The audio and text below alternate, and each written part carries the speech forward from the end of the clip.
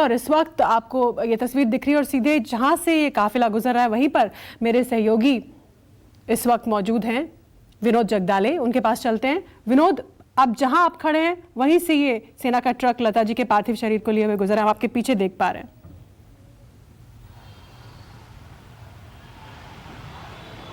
जी देखिए, ये काफिला यहाँ से अब प्रभा देवी से आगे बढ़ रहा है। प्रभा देवी से आगे का सिग्नल है सिद्धिविनायक, और सिद्धिविनायक के आगे सीधा शिवाजी पार्क में ये पहुंच जाएगा। अब ये दूरी महज बस 10 मिनट की बची है। 10 मिनट से कम समय में काफिला वहां पर पहुंच जाएगा और फिर वहां पर अंतिम संस्कार की जो तैयारी है वो वहां पर पूरी हो चुकी है। अब देखिए, गाड़ी का पूरा काफिला, पूरी गाड़ियां यहाँ से के पीछे एक मीडिया की गाड़ी भी आपको ये दिखाई पड़ सकती है। इसके आगे भी मीडिया कर्मी काफी बड़े पैमाने पर थे। बड़ा काफिला है। रास्ते के दोनों तरफ आपको लोग दिखे पड़ेंगे कि लोग भी यहाँ पर आखिरी बार लता दीदी के दर्शन करने के लिए यहाँ पर लोग बड़ी तादाद में यहाँ पर पहुंचे हैं। अब बस चंद मिनटों का फासला बाकी है और ये अंतिम सफर लता दीदी का शिवाजी पार्क में जाके खत्म हो जाएगा। यहाँ पर लोग बड़े तादाद में यहाँ पर खड़े हैं, सिर्फ एक नज़र लता दीदी को एक दर्शन, आखिरी दर्शन करने के लिए। और ये काफिला देखिए, आप अभी भी पीछे तक ये काफिला आपको दिखाई पड़ रहा है। वीआईपी लोग भी इस काफिले में शामिल हैं।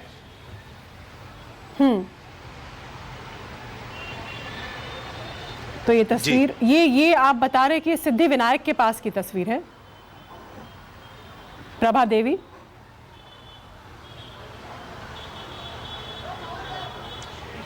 प्रभा देवी के नजदीक ही सिद्धिविनायक है। बस चंद कदमों की सुप्रिया सुले आपको दिखाई पड़ेंगी। सुप्रिया सुले गाड़ी है, ये देखिए सुप्रिया सुले की ये गाड़ी है।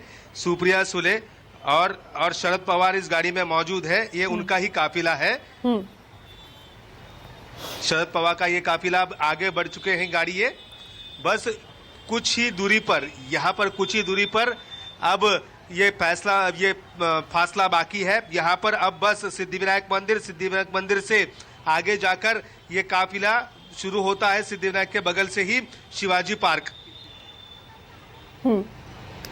तो मुंबई के सिद्धिविनायक मंदिर के पास से इस वक्त गुजर रहा है लता मंगेशकर का पार्थिव शरीर लिए हुए ये ट्रक, मिलिट्री का फूलों से सजा हुआ, उनकी बड़ी सी तस्वीर सजाए और साथ में काफिला जिसमें कई आम लोग और डिग्निटरीज भी मौजूद हैं, जैसा कि विनोद ने अभी बताया। शरद पवार और उनकी बेटी सुप्रिया सुले पीछे एक गाड़ी में आ रहे हैं अंतिम संस्कार में हिस्सा लेने के लिए। प्रधानमंत्री पहुंचने वाले हैं मुंबई और लता जी का अंतिम संस्कार 6:30 बजे का वक्त तय है शिवाजी पार्क में। बस आज तो इस देश की आबो हवा में हर तरफ फिजा में संगीत है, संगीत की धुन है, लता जी के गाए हुए गीत हैं और आप पीछे बैकग्राउंड में ये पियानो पे जो धुन सुन रहे हैं ये भी लता जी के गाए हुए गाने की है, जिसे मशहूर पियानिस्ट लता जी को श्रद्धांजलि के तौर पर बजा रहे हैं। ये तस्वीर आप देख रहे हैं शिवाजी पार्क की, जहां ब्राह्मण पंडित मौजूद हैं। अंतिम संस्कार की पूरी तैयारी यहाँ पर है। लता जी के परिवार के लोग, उनके करीबी ट्रक पर उनके पार्थिव शरीर के साथ, और दूसरी तरफ शिवाजी पार्क में पूरे राजकीय सम्मान के साथ देश की इस महान विभूति के अंतिम संस्कार की पूरी तैयारी। प्रधानमंत्री का इंतजार, लता जी के ट्रक का यहाँ पहुँचने का इंतजार। शिवाजी पार्क में ज़्यादा इजाज़त नहीं है, कोविड नॉर्म्स भी हैं, लेकिन जितने भी लोग मौजूद हैं वो लता जी के उनके पार्थिव शरीर के यहाँ पहुँचने का इंतज़ार कर रहे हैं। और विनोद जैसा कि बता रहे थे कि अब ज़्यादा फासला नहीं है प्रभा देवी जहाँ से ये काफिला गुजर रहा है सिद्धिविनायक मंदिर से और वहाँ से शिवाजी पार्क पहुँचने में। रविवार का ये दिन जब पूरा देश, पूरी दुनिया टकटकी लगाए बस इसी ट्रक को, इस मुस्कुराती हुई तस्वीर को देख रही है, जो हमें बार बार ये दुखद एहसास करा रहे हैं, कड़वा एहसास करा रही है कि लता जी कभी अब हमें चहलकदमी करती हुई, हंसती खिलखिलाती हुई या ट्वीट करती हुई किसी भी मामले में, करंट अफेयर्स से वो न्यूज़ बहुत देखती थी, खबरें बहुत देखती थी, खबरों से हमेशा अपडेटेड रहती थी। क्रिकेट की कमेंट्री इतने ज़्यादा, मतलब ऐसी बहुआयामी प्रतिभा। ठीक है, उन्होंने पूरा जीवन समर्पित किया संगीत को, पूरा जीवन संगीत को दिया, शादी नहीं की, सिर्फ अपने संगीत से प्यार किया, संगीत को ही पूरा जीवन समर्पित किया। लेकिन इतनी बहुआयामी प्रतिभा कि वो इतने सारे छोटे छोटे इंटरेस्ट, क्रिकेट देखना, न्यूज़ को फॉलो करना, करंट अफेयर्स पे हर वक्त अपनी राय देना, ट्वीट करना, ये आम लोग हैं। देखिए, ये आम मुंबईकर है सड़कों पर। ये सब आज रविवार के दिन इतनी भीड़ नहीं होती आमतौर पर, लेकिन ये सब इस वक्त ये भीड़ इसलिए क्योंकि देखिए लोग अपने अपने मोबाइल फ़ोन्स लेके परिवारों के साथ, बच्चों के साथ, बाइक्स पर, स्कूटर्स पर, जैसे भी हो सके, जहाँ भी हो सके, जिस संभव तरीके से स्वर कोकिला, लेजेंडरी गायिका, महान गायिका लता मंगेशकर के उस ट्रक को ही देख लें जिसमें उनका पार्थिव शरीर है। क्योंकि जाहिर तौर पर अब ट्रक के अंदर ज़्यादा लोग नहीं देख पा रहे, लेकिन वो उस ट्रक के बगल से भी गुजर जाएंगे तो भी उनके लिए बहुत सौभाग्य की बात ये खुद को वो मानेंगे।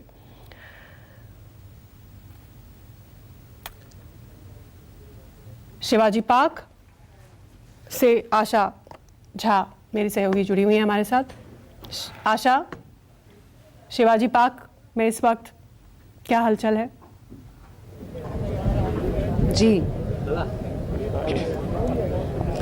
जी शीतल, अब यहाँ शांति और ठहराव है। हम जर्नलिस्ट कई बार ऐसे प्रसिद्ध लोगों की अंतिम यात्रा में शामिल होते हैं। कई बार जब मुखाग्नि दी जाती है उससे पहले का समय, पता नहीं क्यों, लेकिन आज एक अजीब सी शांति अब ऐसा लग रहा है। अभी थोड़ी देर पहले यहाँ पर लता दीदी के बारे में मराठी में बोला जा रहा था, उनके बारे में, उनके जीवन का जिक्र किया जा रहा था, लेकिन अब यहाँ पर एकदम ऐसा लग रहा है कि सभी शांत हो गए हैं। बस प्रधानमंत्री पहुँचेंगे और उसके बाद वो अंतिम क्रिया होगी। ज़्यादा वक्त अब बचा नहीं रह गया है। और आप देख ही रही हैं 7 ब्राह्मण, मैं आपको एक बार फिर तस्वीरें दिखाती हूँ। यहाँ पर 7 ब्राह्मण जो पंक्तिबद्ध होकर के बैठे हुए हैं, पूरे कर्मकांड के साथ, रीति रिवाज के साथ आज इस विधि विधान को संपन्न करवाएंगे। यहाँ पर एक हवन की छोटा सा कुंड बनाया गया है। यहाँ पर पिंड भी बनाए गए हैं। पिंड भी मैं आप कहूँगी मेरे कैमरा पर्सन से थोड़ा पास आकर के अच्छे से वो तस्वीरें दर्शकों तक पहुँचाएं।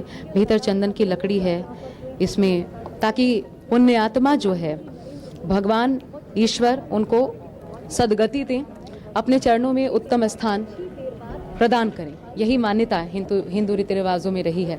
इसी हिसाब से आज ये अंतिम क्रिया जो है संपन्न करवाई जाएगी। थोड़ी देर में वो सारी क्रियाएं हम दिखाएंगे अपने दर्शकों को, लेकिन अभी जब लगातार हम लता जी के शख्सियत, उनके व्यक्तित्व की बात कर रहे हैं, तो इतना सौम्य सरल व्यवहार होने के बावजूद एक विवाद लता जी के साथ हमेशा जुड़ा। ये उनकी गलती नहीं थी कि सारे के सारे फिल्मकार, जितने भी संगीतज्ञ थे, वो चाहते थे कि उनका गाना अगर कोई गाए तो लता दीदी ही गाए, क्योंकि वो फिल्मों के हिट होने की गारंटी हुआ करती थी। मधुबाला उस दौर की बहुत खूबसूरत एक्ट्रेस, नंबर 1 एक्ट्रेस नरगिस जब आई, उनकी दिली ख्वाहिश, मधुबाला तो इनफैक्ट कॉन्ट्रैक्ट में बाकायदा हस्ताक्षर करवाती थी कि मेरे गाने लता जी ही गाया करेंगी और नहीं तो मैं फिल्म नहीं करूंगी। और तब लता दीदी पर आरोप लगते थे कि वो नई गायिकाओं को मौका नहीं देने देती हैं और सारे गाने खुद गा जाया करती हैं। पाकीज़ा फिल्म में, जब उन्होंने पाकीज़ा फिल्म में वो गाने तमाम, जो ठुमरी या फिर मुजरा जब गाया, तो लगा अब ये गाने भी दूसरों को नहीं मिल पा रहे हैं। लेकिन ये भ्रम टूटा। ये भ्रम तब टूटा जब कविता कृष्णमूर्ति, जो कि उस वक्त स्क्रैच गाया करती थी, और वो जो डब हुआ करता था वो सुनाया जाता था बड़े आर्टिस्ट को, और फिर वो डब किया करते थे, उन गीतों को खुद अपनी आवाज़ दिया करते थे। कविता कृष्णमूर्ति का गाया एक स्क्रैच जब लता दीदी के सामने आया, वो इनको इतना ज़्यादा पसंद आया कि उन्होंने कहा कि ये गीत मुझसे आप क्यों गवा रहे हैं, ये गीत इसी लड़की से गवाइए।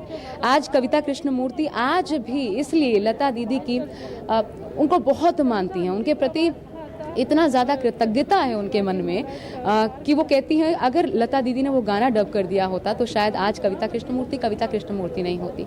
तो वो जो एक भ्रम था वो भी उन्होंने अपने ही जीवन काल में तोड़ा। लेकिन ये चीज़ें हुई, वो करती क्या, जब सारे संगीतज्ञ, जितने भी फिल्मकार थे, वो चाहते थे कि लता दीदी ही गाने गाएं। फिर लगा कि 90 के दशक में, चलिए शायद उस समय देखिए फिर गाना गूंजने लगा, नाम गुम जाएगा, चेहरा ये बदल जाएगा, मेरी आवाज़ ही पहचान है। बिल्कुल यही आवाज़ पहचान है।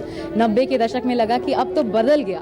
90 के दशक में थोड़ा गाना भी कम कर दिया लता मंगेशकर ने, लगा कि अब शायद धीरे धीरे ये आवाज़ मध्यम पड़ेगी, आवाज़ मध्यम पड़ जाएगी, लेकिन ऐसा नहीं हुआ। साल की शुरुआत में ही रुदाली फिल्म आई, यारा सिली सिली, ये गीत जब उन्होंने गाया तो राष्ट्रीय पुरस्कार इस गीत पर उनको मिला। उसके बाद चांदनी में, मेरे हाथों में 9 चूड़ियां हैं, लोगों को लगा ये क्या हुआ, ये तो एक नई किस्म की आवाज़ उभरती नजर आ रही है, एक नई खनकती आवाज़, नए तरीके की, और फिर ये विश्वास हो चला कि ये आवाज़ कभी मध्यम नहीं पड़ेगी। तो ये वो शख्सियत थी, और आज वही आवाज़ गूंज रही है जो वाकई हिंदुस्तान की पहचान है, न सिर्फ भारत रत्न होकर के, बल्कि ये आवाज़ हिंदुस्तान की पहचान है। ये हम सब के लिए एक नेमत है जो ईश्वर ने दी, खुद साक्षात सरस्वती जो धरा पर पधारी, और बसंत पंचमी के दिन ही शायद इसलिए सफ़ेद लिबास ही धारण किया करती थी, शायद यही नाता माता सरस्वती के साथ उनका रहा, और शायद इसलिए जाते जाते भी उसी दिन को उन्होंने चुना जब लगा कि नहीं, अब लता जी हमारे साथ नहीं। बिल्कुल।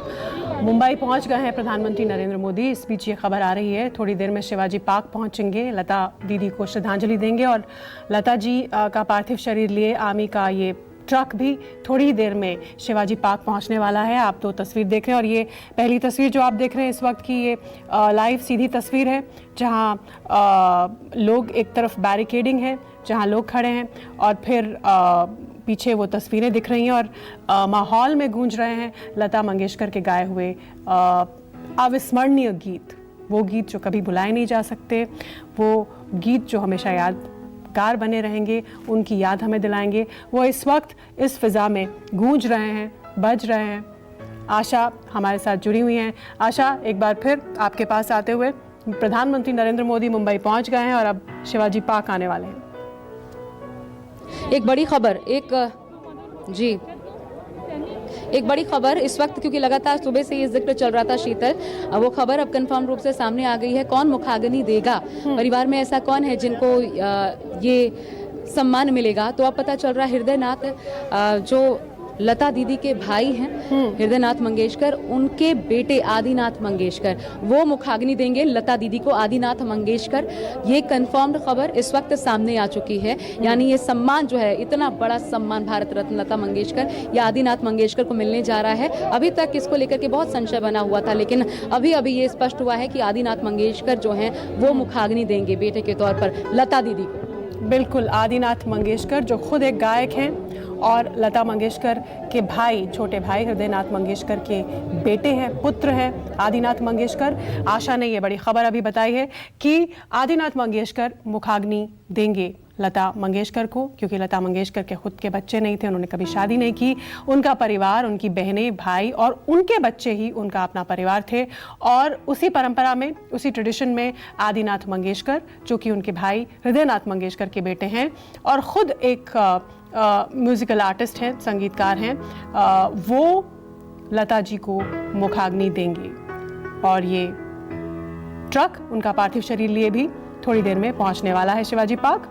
प्रधानमंत्री भी मुंबई पहुंच चुके हैं, और बड़ी खबर ये कि आदिनाथ मंगेशकर, लता मंगेशकर के भाई हृदयनाथ मंगेशकर के बेटे लता जी को मुखाग्नि देंगे।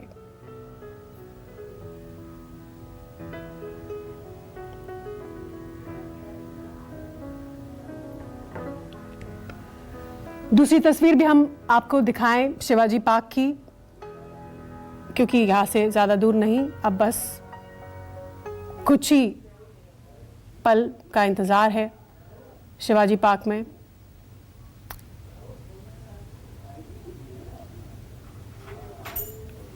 और इस बीच ये कुछ यादगार तस्वीरें। प्रांगण है अब, अगर आप मुझे सुन पा रही हैं शीतल। हाँ आशा, आइए। जी आशा, बोलिए, सुन पा रहे हैं आपको। जी, अब जो पूरा प्रांगण है, क्योंकि पहले तैयारियां चल रही थी, सब कुछ संपन्न किया जा चुका है। तो मैं आपको दिखाऊं एक बार यहाँ बहुत क्लोज आकर के मैं आपको तस्वीरें दिखा देना चाहती हूँ दर्शकों को। ये देखिए, सब कुछ यहाँ पर, सब कुछ जिस तरीके से कार्यक्रम ये पूरा होना था, विधि विधान जो अंतिम होना था, सब तय हो चुका है। सब कुछ अपनी जगह पर साज सजावट हो चुकी है।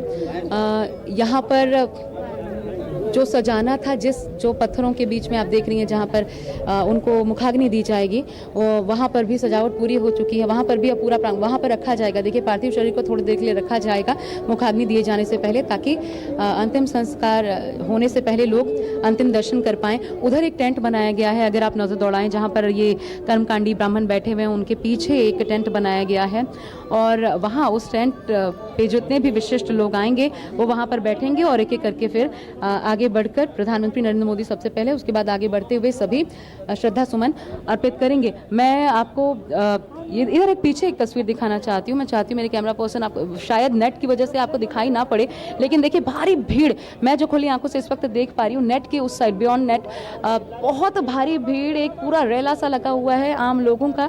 अगर क्लियर पिक्चर नजर आ रही हो, ये वो लोग हैं जो कि अंदर प्रवेश करना चाहते हैं लेकिन इजाजत नहीं दी गई और अब यहाँ पे थोड़ी सी गहमा गहमी बढ़ गई है। देखिए वहाँ से अंदर पुलिसकर्मी आना शुरू हो चुके हैं अपना अपना जो पोजीशन है वो लेने के लिए, क्योंकि अब किसी भी वक्त प्रधानमंत्री पहुंचेंगे। लेकिन संकेत पाठक मेरे साथ मौजूद हैं, वो जो हमने अभी बात की कि सुबह से, क्योंकि संकेत ये बहुत चर्चा थी आखिर मुखाग्नि देगा कौन, यहाँ तक बात हो रही थी कि क्या राज ठाकरे या सचिन तेंदुलकर, जिनको अपने बेटे के रूप में वो माना करती थी, लेकिन क्या आदिनाथ मंगेशकर, इनका चुनाव डिफिकल्ट रहा, ये पहले से तय था, इस बारे में क्या इन्फॉर्मेशन? देखिए आशा जी, मैं अगर पूरे प्रक्रिया की बात करूं तो जो मुखाग्नि जब दी जाएगी तो घर का कोई ना कोई सदस्य ही होता है जो मुखाग्नि देता है, और जो जानकारी हमें मिल रही है उसके मुताबिक हृदयनाथ मंगेशकर जो कि लता दीदी के भाई हैं। ठीक है, मैं आप दोनों को, संकेत और आशा, आप दोनों के पास लौटूंगी। इस वक्त मशहूर गायक सुदेश भोसले हमारे साथ जुड़ चुके हैं।